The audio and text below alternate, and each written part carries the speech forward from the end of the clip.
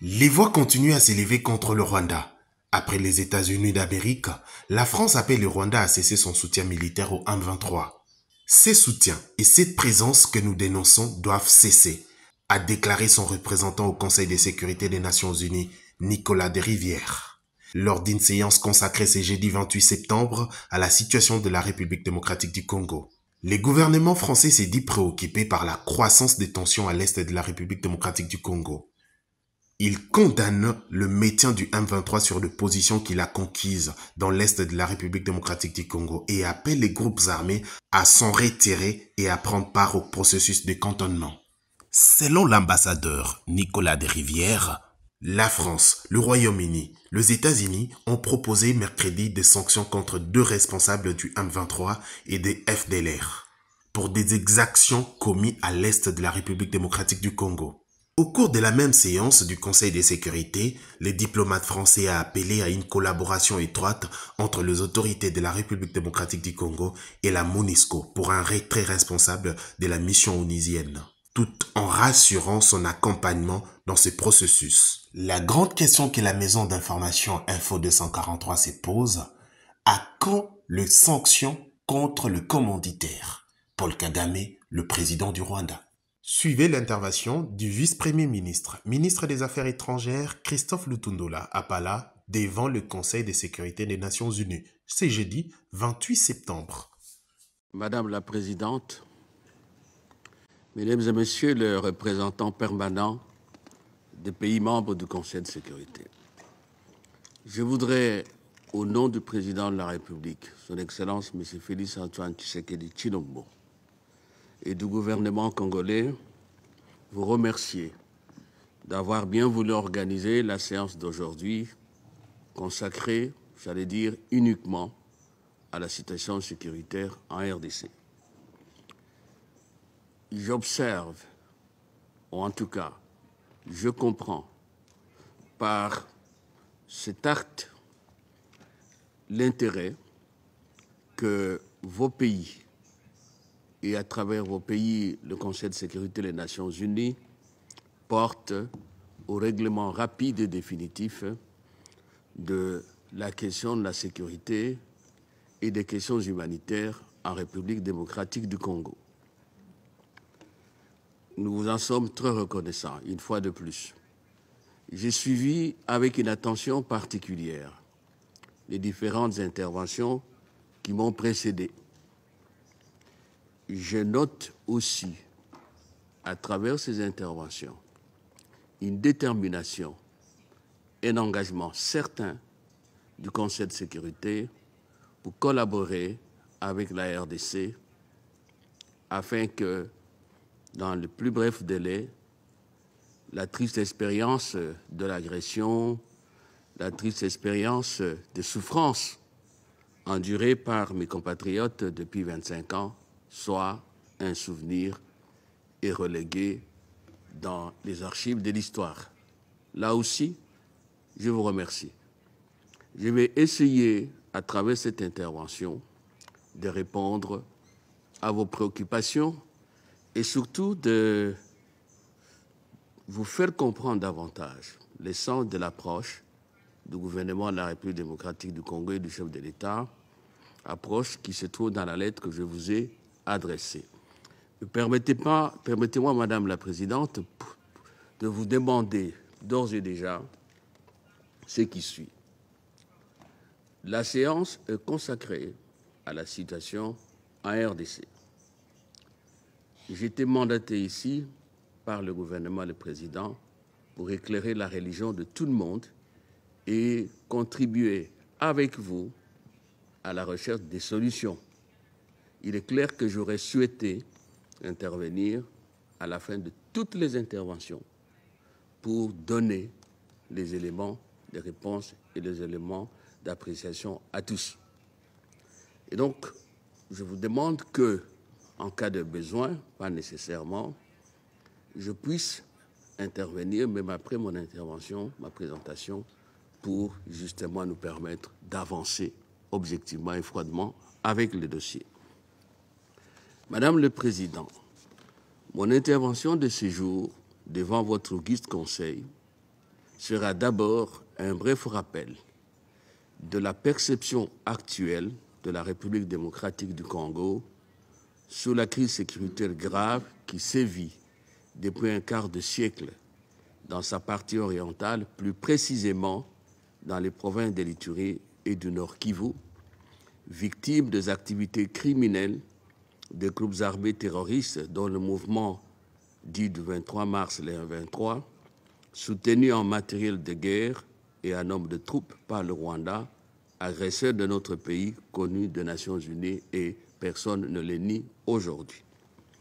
En effet, par ma lettre du 1er septembre en cours, adressée à votre autorité, Madame la Présidente, j'ai communiqué à votre haute institution la vision et les propositions du gouvernement de la RDC pour un partenariat, je souligne, un partenariat efficace, fructueux avec l'Organisation des Nations Unies afin de rétablir réellement et durablement la paix ainsi que la sécurité sur l'ensemble de notre territoire national, ce qui, sans nul doute, contribuera à restaurer la confiance rompue entre les Nations Unies et le peuple congolais et à redorer l'image ternie de notre organisation. Je confirme le contenu de cette lettre et remercie, comme je l'ai dit, le Conseil de bien vouloir s'y pencher en profondeur. Je le souhaite avec la plus grande lucidité et objectivité dans un esprit constructif. Madame la Présidente, permettez-moi donc de vous rafraîchir la mémoire en relevant qu'en décembre de l'année dernière, j'ai eu le privilège d'appeler ici, dans cette salle, l'attention des membres du Conseil sur le fait que les massacres des populations congolaises, les atrocités les plus barbares, les violences sexuelles faites aux femmes, le recrutement des enfants soldats, les violations massives des droits de l'homme et l'exploitation illégale de ressources naturelles de la RDC perpétrées par les groupes armés terroristes continuaient et s'amplifiaient à l'est de notre pays, et ce, en dépit de la présence au Congo d'environ 16 000 hommes de troupes de l'ONU pendant 25 ans et des milliards de dollars américains dépensés pour restaurer dans mon pays la sécurité et la paix. Je vous ai également alerté sur les vives tensions qui envenimaient les relations entre la mission de l'Organisation des Nations Unies pour la stabilisation au Congo, la MONUSCO, et les populations congolaises, plus spécialement celles des territoires ravagés par ces groupes armés et qui ne cessent, ces populations, jusqu'à ce jour, de reprocher à cette mission onusienne sa passivité et son incapacité avérée de le protéger contre ce groupe de criminels et de contribuer à mettre fin à l'insécurité quasi permanente dont ces populations congolaises sont victimes. Afin d'arrêter la dégradation continue de la situation, de donner les chances de réussite au processus de paix de Nairobi et de Luanda et de prévenir le pire, je vous ai, à l'époque, à la séance de décembre, non seulement suggéré de clarifier les mandats de la MONUSCO, mais aussi je vous ai signifié la préférence du gouvernement de la RDC de voir la MONUSCO concourir à l'imposition de la paix, peacemaking, et équipée d'un armement adapté aux défis et enjeux du moment face à une armée conventionnelle d'un État membre de l'ONU, les forces de défense du Rwanda, RDF, et à ses supplétifs du M23.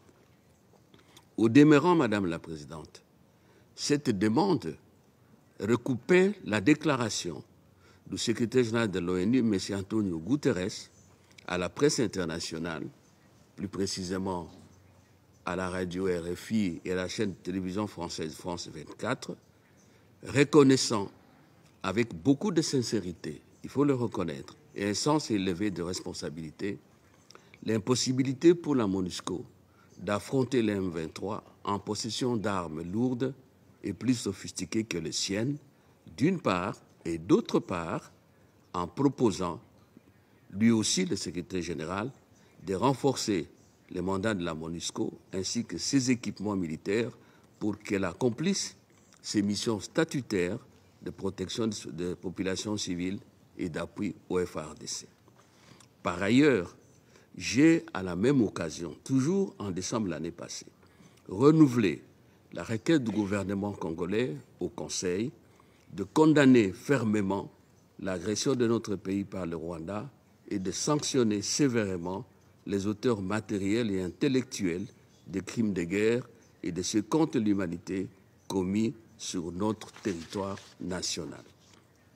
Cependant, et nous le regrettons, dans sa résolution 2666 du 20 décembre 2022, le Conseil de sécurité n'a tenu compte ni des préoccupations et propositions du gouvernement de la RDC, ni des conseils judicieux du secrétaire général de l'ONU. Il a tout simplement renouvelé les mandats de la MONUSCO sans aucun ajustement, comme si de rien n'était. À l'évidence, cette attitude figée du Conseil de sécurité, fermant les yeux sur les réalités du terrain et ne prenant pas en compte les revendications légitimes des Congolais et rechignant à requalifier les statuts de la MONUSCO, n'a pas donné à la dynamique de la paix à l'est de la RDC une impulsion nouvelle. Bien au contraire, comme on pouvait s'y attendre, l'hostilité de la population contre la MONUSCO au Nord Kivu s'est accrue, plaçant malheureusement son personnel dans la psychose de l'insécurité et provoquant les incidents violents du 30 août dernier à Goma avec la mort de 42 Congolais, après ceux de juin-juillet 2022 à Goma, Beni, Butembo et Kasindi, au cours desquels 30 Congolais et 5 casques bleus ont perdu la vie. Comme en témoigne le dernier rapport du secrétaire général au Conseil de sécurité en date du 2 août dernier, la situation sécuritaire au Nord Kivu n'a fait que se détériorer et la tragédie humanitaire s'est amplifiée, touchant à ce jour environ 5 millions de personnes déplacées. Il paraîtrait, d'après les rapports que j'ai eus ce matin, ce chiffre atteint déjà 6 200 000. La tension dans la région n'a pas non plus baissé. Garantie de l'impunité, le Rwanda et le M23 s'entêtent à ne respecter aucun engagement pris, à ne pas appliquer les plans de paix issus du processus de Nairobi et de Luanda, à ne pas se soumettre aux recommandations de la communauté internationale et à ne pas répondre aux appels répétés du Conseil de sécurité de l'ONU, de l'Union africaine, des communautés régionales africaines et des partenaires bilatéraux au retrait des territoires congolais occupés.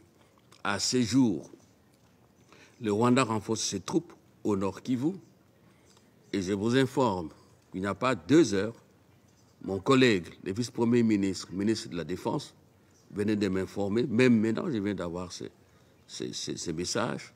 Hier, dans la matinée, un hélicoptère de l'armée rwandaise a atterri à Rumangabo. Rumangabo, c'est au Congo. Les M23 refusent les précantonnements au camp de Rumangabo, le désarmement et le cantonnement dans les sites aménagés dans la province de Maniema avant son retour au processus de Nairobi et à l'intégration de ses membres au programme de désarmement, démobilisation, relèvement communautaire et stabilisation PDDRCS. Pour tout dire, le processus de règlement de la crise sécuritaire à l'est de la RDC est dans l'impasse et dans la région des Grands Lacs est aujourd'hui dans l'impasse et totalement bloqué par le Rwanda et les M23. Je crois que Mme Bintou vous a informé de la mésaventure de l'EAC, de FARDC, de la MONUSCO, qui voulaient aller à Rumangabo et à Bunagana voire la possibilité de faire le précantonnement des M23 comme convenu. C'est que d'aucuns considèrent, à tort, comme une accalmie, comme un cessez-le-feu, n'est en réalité qu'un simulacre de cessation des hostilités de la part du M23 et de son géniteur, le Rwanda, mieux un enlisement qui leur permet de consolider l'occupation de la province congolaise du Nord Kivu par l'armée rwandaise et la tentative de partition de notre pays. Madame la Présidente, je le répète une fois de plus, à la suite de notre chef de l'État, le peuple congolais, son président, son Excellence Félix-Antoine Tshisekedi Tshilombo, et son gouvernement ne peuvent jamais accepter un tel martyre et une telle infamie auquel aucune fatalité ne le prédestine ni le condamne. C'est pourquoi, afin d'éviter de tourner en rond, alors que la gravité de la situation exige célérité et efficacité dans l'action, notre gouvernement a opté pour l'accélération du retrait de la MONUSCO, il faut le rappeler, le retrait décidé par le Conseil de sécurité depuis 5 ans dans sa résolution numéro 2409 du 27 mars 2018, et cela en ramenant le démarrage de ce retrait progressif, je dis bien progressif, ordonné, responsable et durable, de la fin de l'année 2024 à celle de l'année 2023 en cours. Je voudrais insister, mesdames et messieurs les membres du Conseil, qu'on ne doit pas confondre accélération avec précipitation. Non, nous avons déjà décidé du retrait.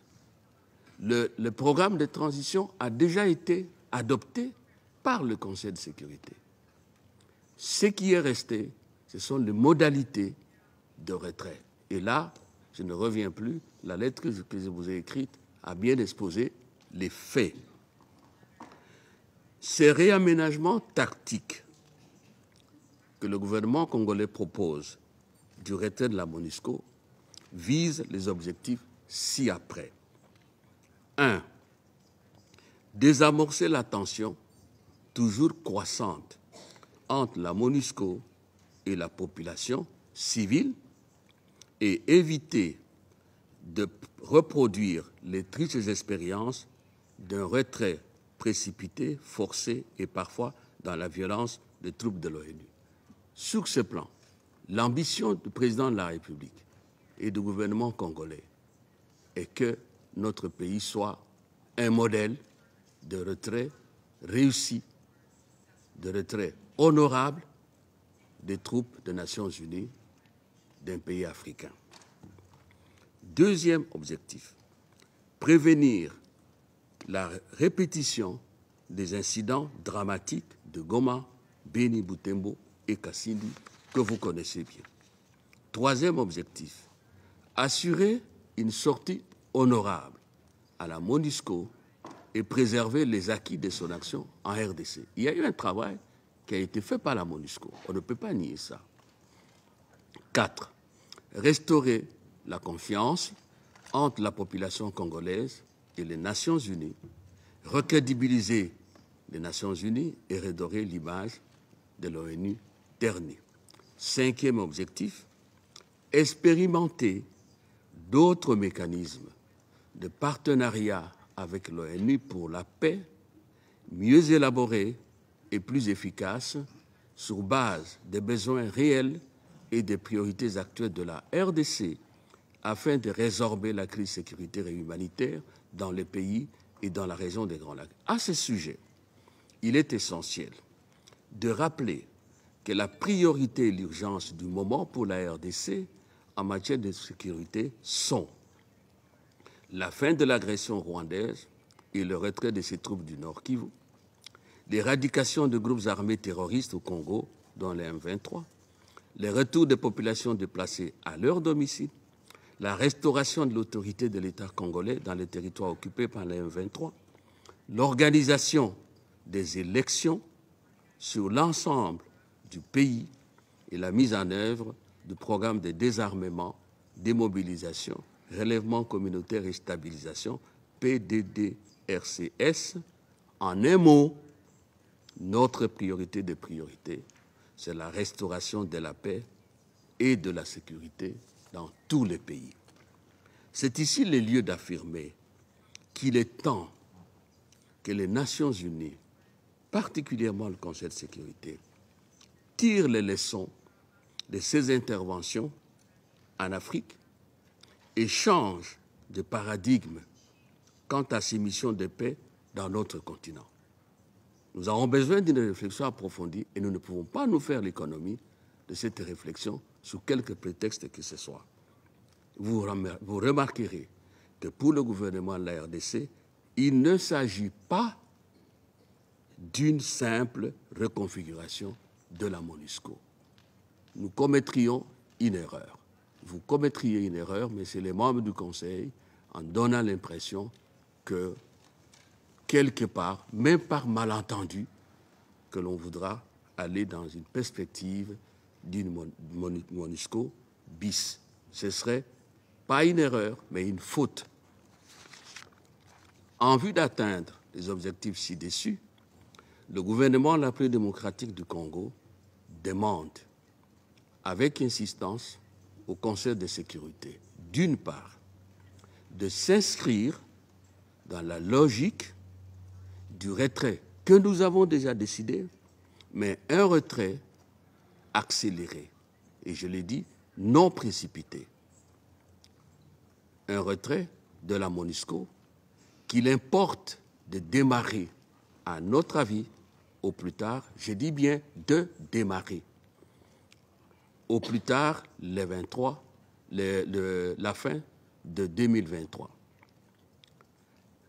Accélération du reste, vous remarquerez dans les rapports du secrétaire général, cette accélération est aussi préconisée par le secrétaire général de l'ONU dans son dernier rapport pré-rappelé. Et d'autre part, nous demandons au Conseil d'instruire le secrétariat général d'engager en urgence les discussions avec le gouvernement de la RDC dans le cadre du comité conjoint.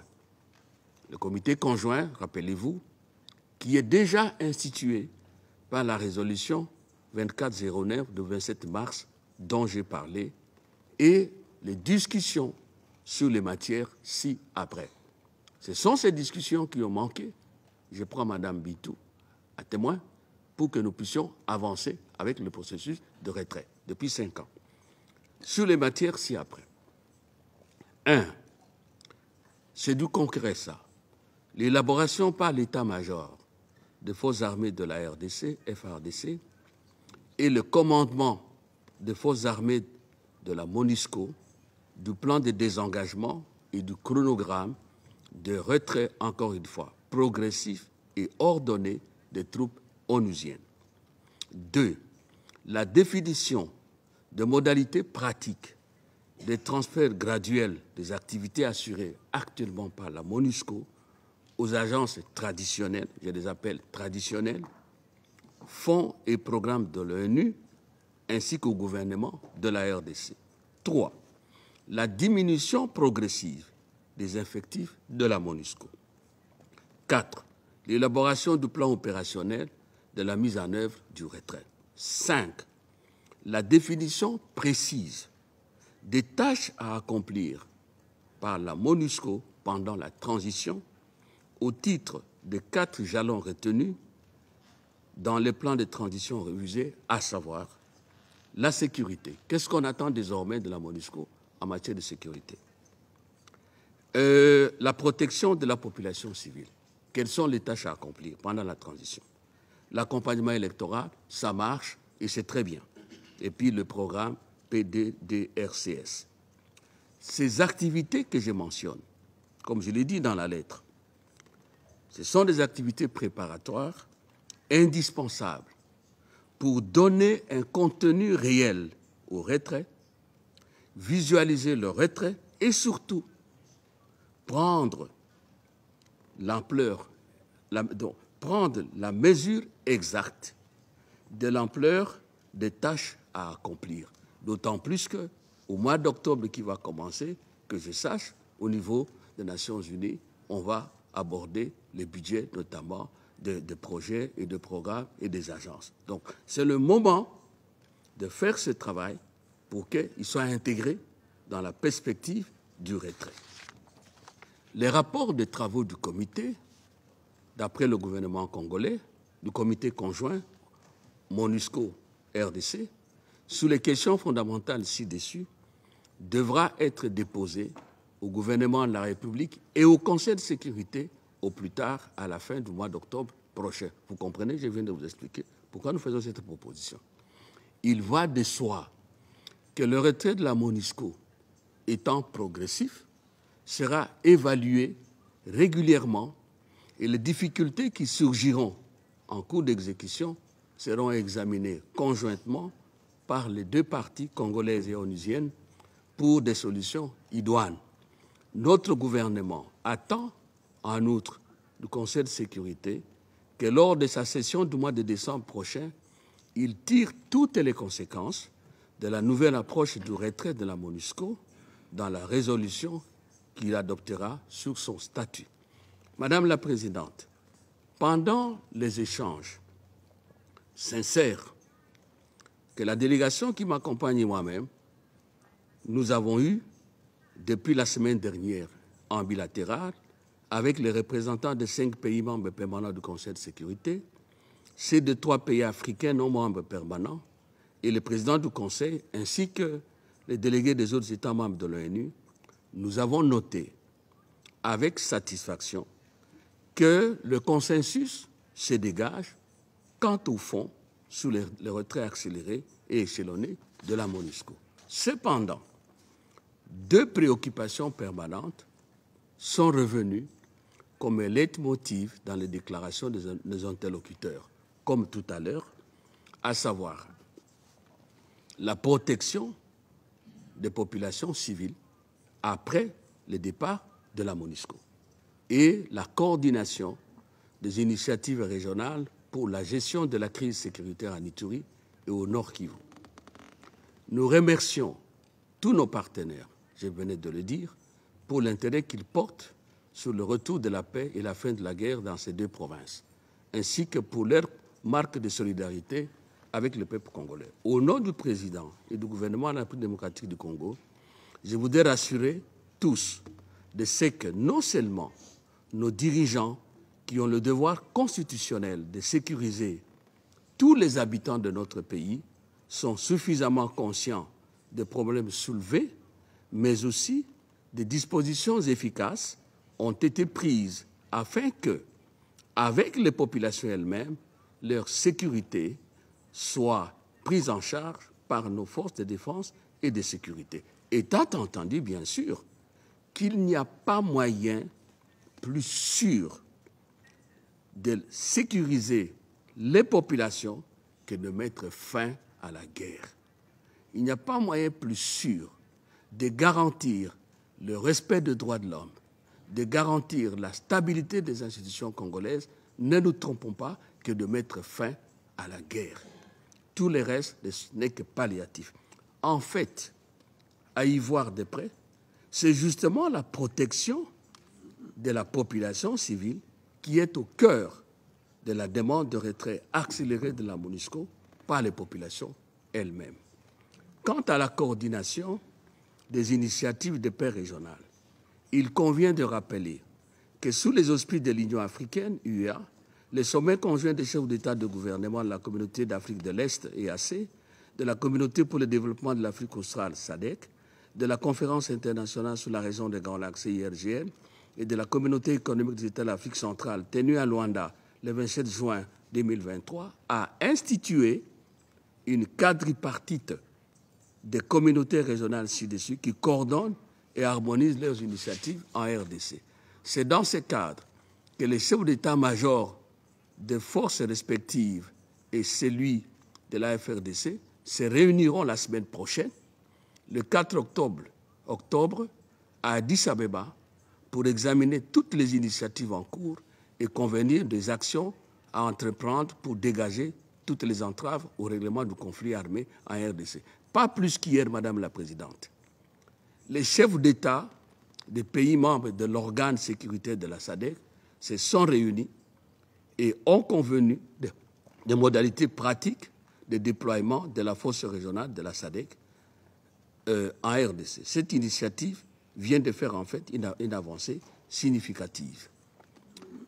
Et quoi qu'il en soit, la RDC n'entend point rompre avec les Nations Unies, ni avec les autres partenaires bilatéraux et multilatéraux désirés d'appuyer les efforts internes selon les formes convenues avec notre gouvernement. Mais, Madame la Présidente, ce serait manquer de sagacité et contraire à la vérité que de considérer, à tort, que le retrait de la MONUSCO est une fin en soi et une panacée à l'insécurité ainsi qu'aux violences récurrentes à l'est de la République démocratique du Congo et dans la région des Grands Lacs. Ce retrait participe plutôt à la facilitation et aux efforts de déblocage d'un processus de paix très laborieux et fort complexe, délibérément bloqué par le Rwanda et ses sous-préfets du M23, qui continuent ainsi à défier le peuple congolais et à narguer la communauté des nations. Ces pays voisins, ces groupes armés terroristes, ont transformé le Nord Kivu en une poudrière qui n'attend qu'une étincelle pour embraser de nouveau cette province martyre depuis 2 décennies et demie.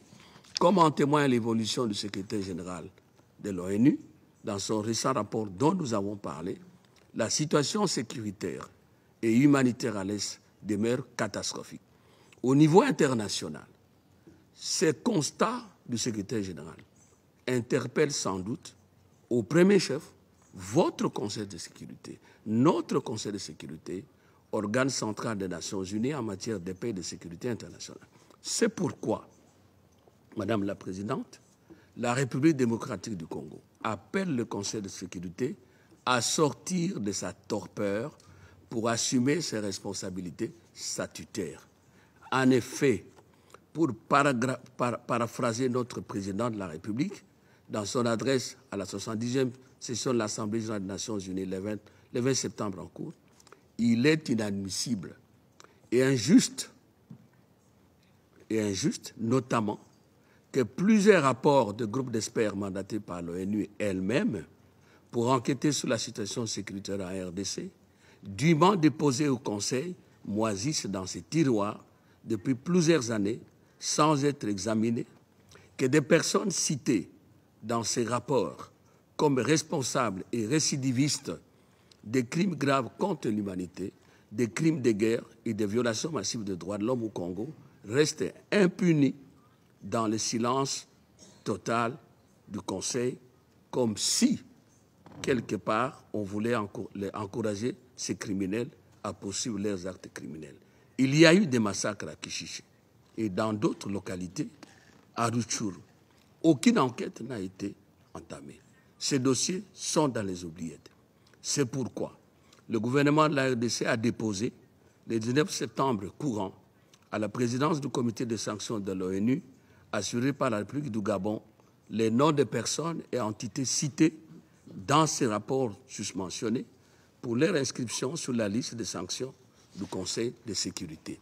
Notre pays espère que cette fois-ci, le Conseil daignera s'y pencher sérieusement et suivra les bons exemples du gouvernement des États-Unis d'Amérique qui a sanctionné le Rwanda pour son soutien au terrorisme de M23 et l'exemple aussi de la France qui vient de sanctionner 2 dirigeants du même groupe et des criminels de forces démocratiques pour la libération du Congo.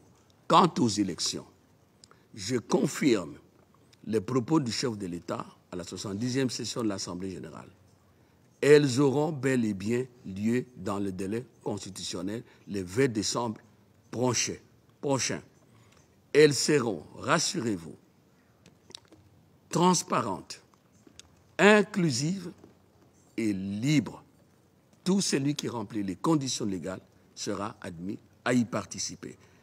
Il convient de vous informer que à la date d'aujourd'hui, toutes les familles politiques et les indépendants ont déposé leur dossier de candidature à la CENI. Et la Cour constitutionnelle a vidé le contentieux des candidatures. Depuis 3 jours, les listes définitives des candidats aux élections provinciales, les législatives nationales et communales sont en train d'être publiées. Le dépôt de candidature à l'élection présidentielle est en cours. En plus, nous avons invité les Nations Unies à envoyer une mission d'observation électorale au Congo. Le département politique des Nations Unies s'est rendu au mois de mars et a eu un programme de travail avec la CENI. Donc, du côté des élections, pour faire court, je crois que vous devez vous apaiser. Madame la Présidente, Mesdames et Messieurs les représentants des pays membres du Conseil, l'Organisation des Nations Unies est avant tout l'expression d'un vouloir vivre en commun des peuples de notre planète, fondé sur un minimum de partage des valeurs fondamentales, notamment la justice, le respect des droits humains, le respect mutuel, la solidarité et l'humanisme. Vous avez la lourde responsabilité de faire triompher ces valeurs et de garantir la paix dans le monde. Vous avez les capacités juridiques, politiques et matérielles de contraindre toutes les parties récalcitrantes à mettre intégralement en œuvre la feuille de route issue des processus de Nairobi et de Luanda que vous avez approuvé et d'arrêter par conséquent l'enlisement dangereux en cours dans la crise sécuritaire en RDC. Agissez avant qu'il ne soit trop tard. Il est temps de dire le droit international, les droits en sanctionnant l'agression avérée de la RDC par le Rwanda et les crimes du 1-23 sur le territoire congolais, ainsi que les crimes des autres groupes armés. Il est grand temps de hausser le ton en sommant sans équivoque aussi bien le 1-23 de déposer les armes, d'aller au cantonnement des sites prévus à cet effet, de s'intégrer dans les PDDRCS, aussi bien aussi les 1-23 que le Rwanda a retiré sans condition ses troupes du Congo et a cessé son soutien 23. Quant au FDLR, le gouvernement congolais fait à la communauté internationale une proposition simple. Les membres du FDLR ne sont pas des citoyens congolais.